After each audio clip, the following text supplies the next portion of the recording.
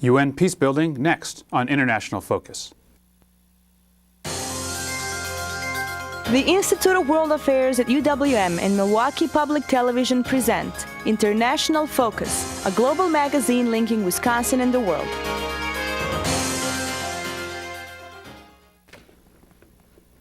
Welcome to International Focus.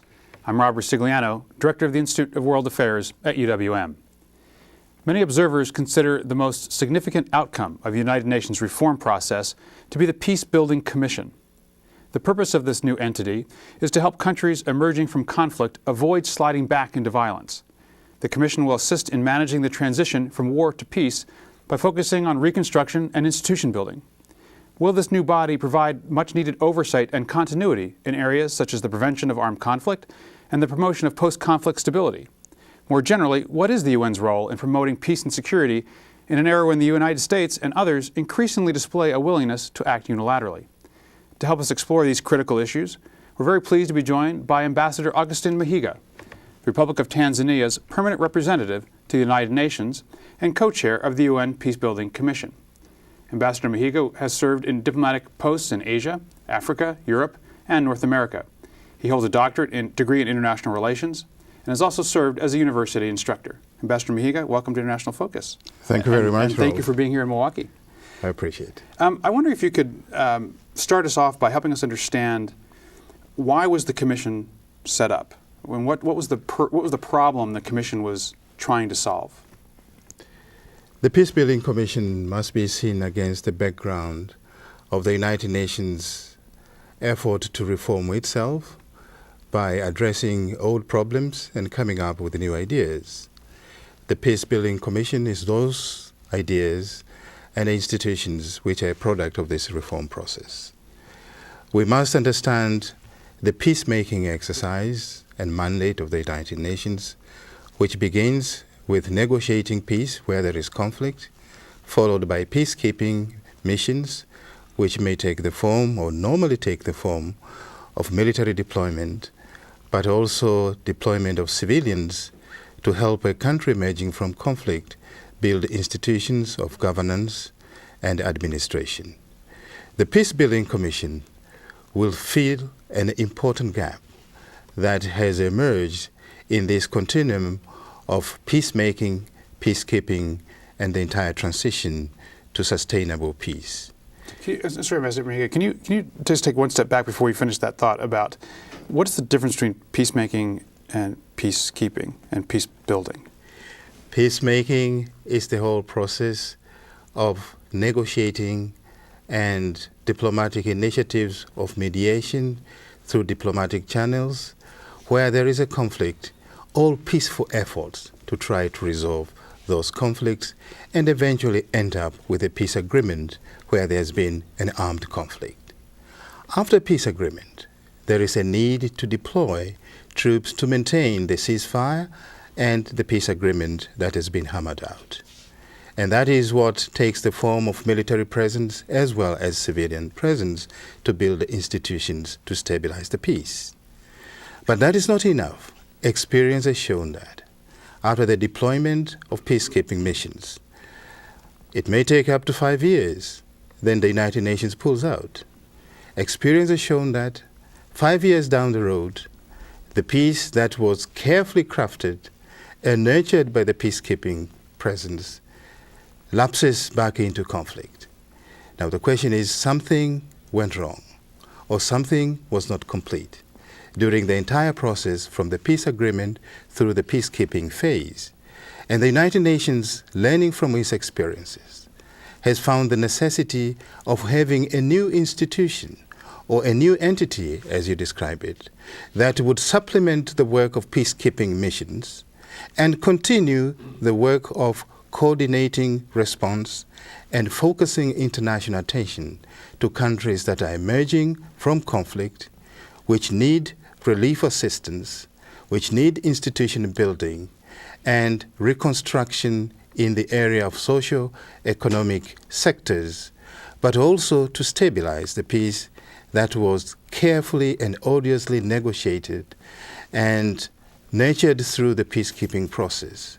So the peace-building phase although it appears like a third phase, but it can be embedded in a peacekeeping mission, so that when the mandate of the peacekeeping is over, this peace-building commission can continue to coordinate the various actors and stakeholders in a country emerging from conflict to ensure that it doesn't relapse into conflict. Can you give us, just to put some reality on this, when we talk about peace building in a post-conflict country, what are some examples of specific countries who are we talking about when we use those labels in terms of practical examples?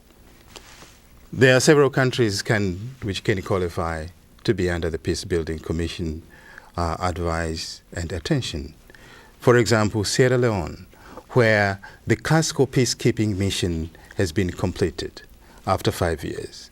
The country is left to its own, but there are still areas which need to be followed through. In the security sector, the disarmament and the demobilization exercise and the recension of ex-combatants is not complete yet. In the area of judiciary and human rights culture building, there are still gaps which were begun during the peacekeeping process but need to be completed.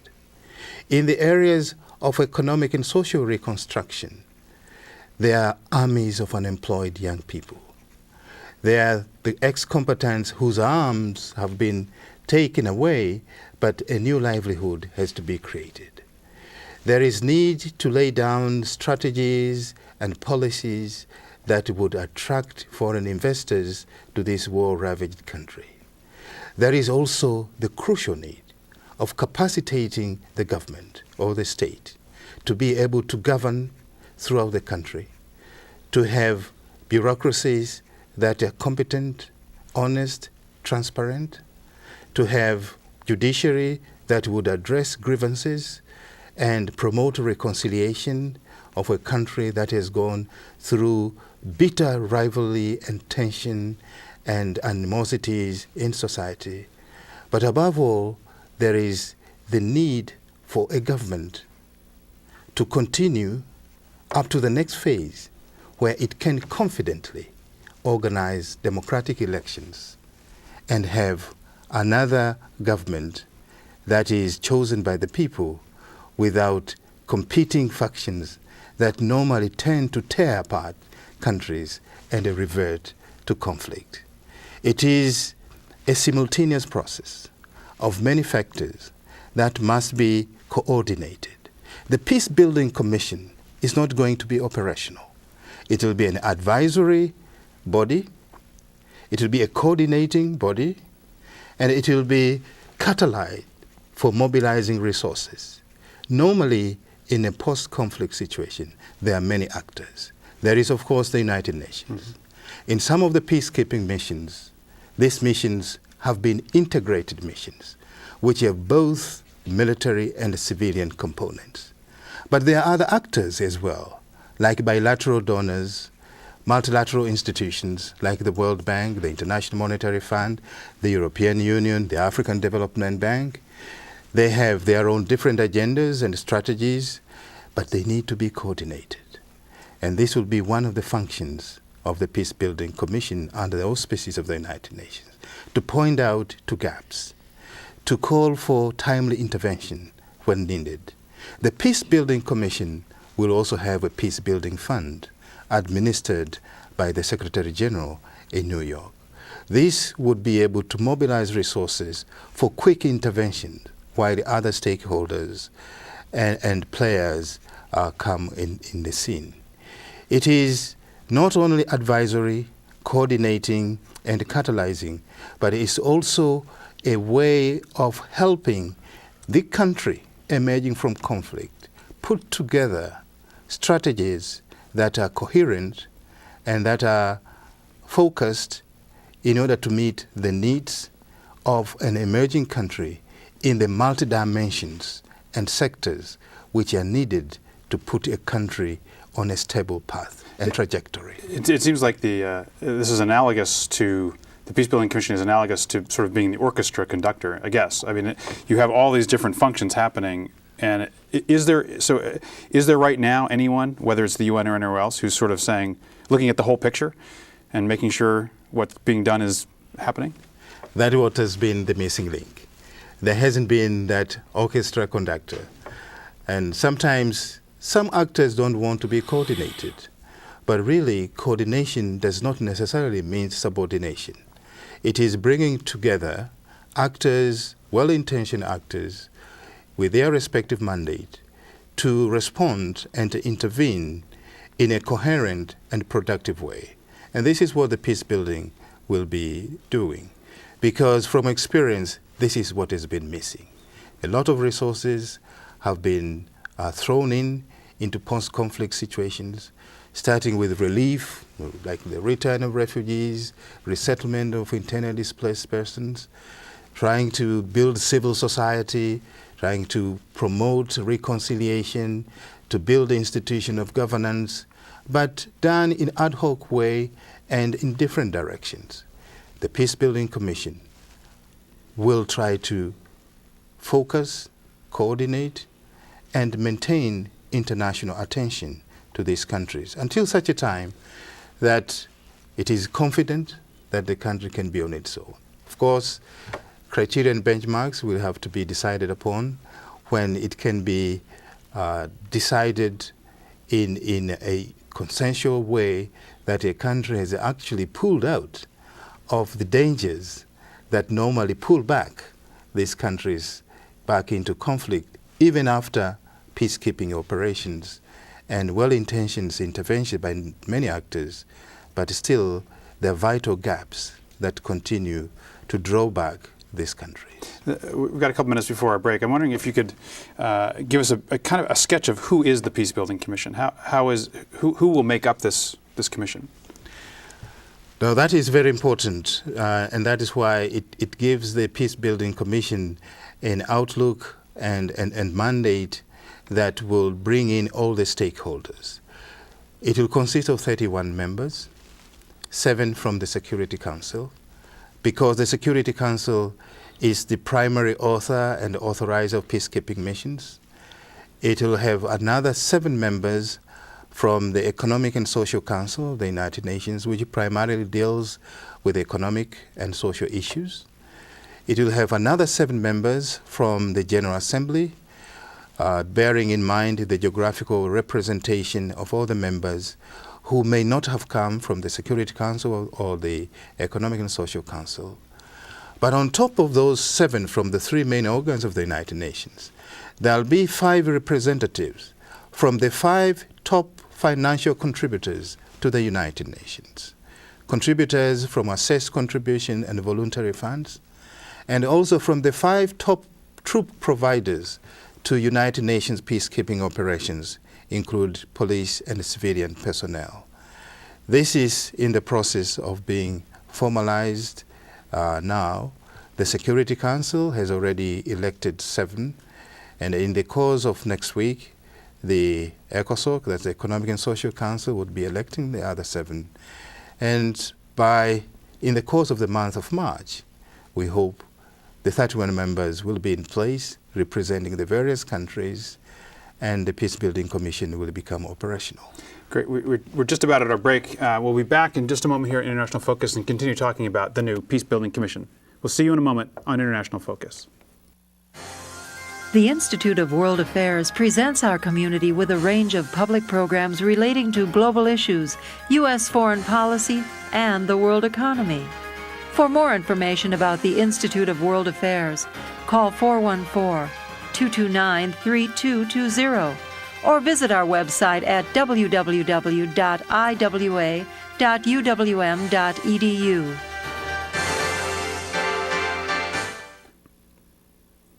Welcome back to International Focus. We're talking with Ambassador Augustine Mahiga, the Permanent Representative of Tanzania to the United Nations, about the newly established Peace Building Commission. Ambassador Mahiga, so you outlined a bit of why the Peace Building Commission, who's on it. I want to press you on how it will work, like how this body will work. And one of the criticisms of the UN has been that they can't act in important situations like the genocide in Darfur in Sudan. how will this 31-member body function? The 31-member body will be called the Organizational Committee. It will most likely be based in New York, but it will be supported by a peace-building support office under the Secretary General. This is important for the day-to-day follow-up of issues to advise and support the work of the Organizational Committee. I mentioned earlier of a peace-building fund, which will also be administered by the Secretariat. This will be based on voluntary contributions from various member states, which will be a quick intervention kind of funding or bridging funding when need be in post-conflict situations where funds are slow to be mobilized and channeled where they are needed. But most important will be the country-specific configuration of the Peace-Building Commission, where a country emerging from conflict would invite the Peace-Building Commission to be of assistance to that country in advising the country to devise a strategy that would carry it through after a peacekeeping phase or even before the peacekeeping phase. In reality, the Peace-Building Commission should be interested and should be able to understand the nature of peace agreements, and then see how those peace agreements are being translated through the peacekeeping phase. And should the Security Council pronounce itself that the peacekeeping phase is over, the Peace-Building Commission should continue for some time to focus attention on that country in order to coordinate and fill whatever missing gaps that could not have been addressed during the peacekeeping phase. But there are also some tasks which by their very nature need a long-term presence, which does not necessarily entail the presence of peacekeepers or military presence, but they are civilian tasks like capacity building, like monitoring of human rights, creating capacity of government and states to build political and administrative infrastructure that would lay the foundation for good governance, and building of judiciaries. These are long-term processes. And of course, the economic and social reconstruction and eventual development of a country is even a much longer-term process, demanding private and public resource investment in a given country.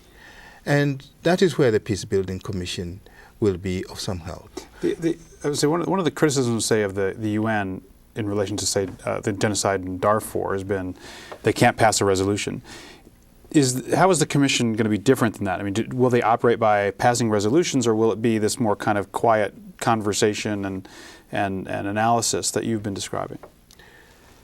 It's important that there is not an overlap or duplication of roles and functions. The Security Council will continue to perform and exercise its mandate, but within those mandates, there are areas that need to be coordinated and refocused, and that is where the Peace-Building Commission will come in the picture. Let me give you an example. There is now, in Southern Sudan, a United Nations mandated peacekeeping mission to oversee the peace agreement that was hammered out and signed in January 2005. The United Nations will be deploying up to 10,000 troops in Southern Sudan. But as this deployment is going on, early next year, there should be in place a full presence, but at the same time, there has been a donor conference in Oslo that pledged over $3 billion for Sudan. But no money has been dispersed or deployed. There have been presence on the ground of various institutions that are well-meaning and well-intentioned to help Sudan in the humanitarian field, in the judiciary, in the human rights, in the institution building, but they are more or less doing that independently. And from the experience of the United Nations, even the UN agencies on the field tend to act independently. There is the United Nations Development Program, there is UNICEF, there may be UNHCR where there are refugees to return to be integrated, there is WFP, there is UNIFEM, a multitude of UN agencies. Take a country like Tanzania. There are about 20 different UN agencies, and they're supposed to be coordinated. They try. They have what they call the UNDAF, United Nations Development Framework, where they're brought together. And that is the UN itself alone, 20 or more agencies. But in addition to the UN, there are other actors.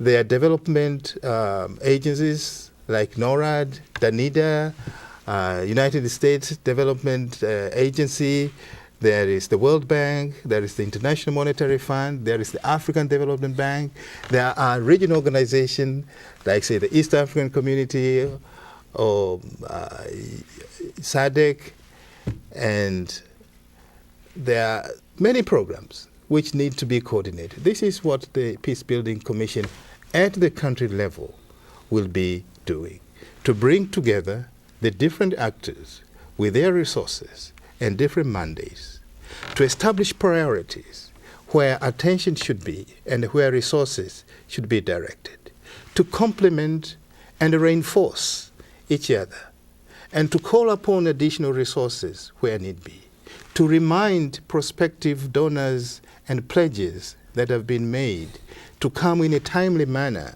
in order to sustain a coordinated response, in order to have a seamless transition in a given country, and a multidimensional response from building the security sector to mobilizing resources for economic and social reconstruction and development, to building civil institutions, civil society, to putting in place reconciliation mechanisms, and to assist in building institutions related to the institutionalization of human rights, respect of human rights, and the creation of an atmosphere of the respect and the rule of law. These are important areas at the country level, but it would be necessary at the country level to have the country in question at the center of activity. It is, in the final analysis, the assistance to this country which is emerging. And whatever is done, it has to be in response to the needs of that country, which also would certainly require advice on putting in place the right kind of strategy, which will be the framework to which all these other different actors will be responding to. And there has to be some periodic review of where all these different interventions have come and what results they have had. That is why in the resolutions establishing the Peace Building Commission, there has to be a review after 5 years to know, to see how far it has performed and how correctly it has performed. And that review will also include its own mandate and composition, but it has to start first. We've got just a couple minutes left, and I'm going to ask you an unfair question with a couple minutes left, which is that one of the criticisms of the Commission so far has been that there hasn't been a significant amount of new resources given to the Commission, given its massive tasks you've outlined just in the context of one country. How will you deal with that issue of not necessarily having a large amount of new resources? In fact, that is one of the uneasy reactions so far, is that the Peace Building Commission was operationalized by the adoption of the 2 resolutions in the General Assembly and the Security Council, but it hasn't started up to now. The expectations of the wider membership of the United Nations was that the Peace-Building Commission should have started at the beginning of the year, that's January 2006. And there was hope and expectation that some resources within existing budget would be found at least to enable this commission to start. Those resources have not yet been mobilized. We are waiting for the budget year of the United Nations in March, where money would be found. But that is just for the running of the Peace-Building Office, to enable the Peace-Building Coordinating Committee to meet, Organization Committee to meet. But the Peace-Building Fund, which should be substantial in nature, there was a figure suggested of up to 240 million. But that may not be enough for the kind of needs, but not enough resources are already coming. Some countries have already indicated their intention, but the money hasn't actually come. It always comes down to the money. Ambassador Mahiga, thank you very much for talking about the Peace Building Commission. To our viewers, we'll see you next week on International Focus. Thank you very much.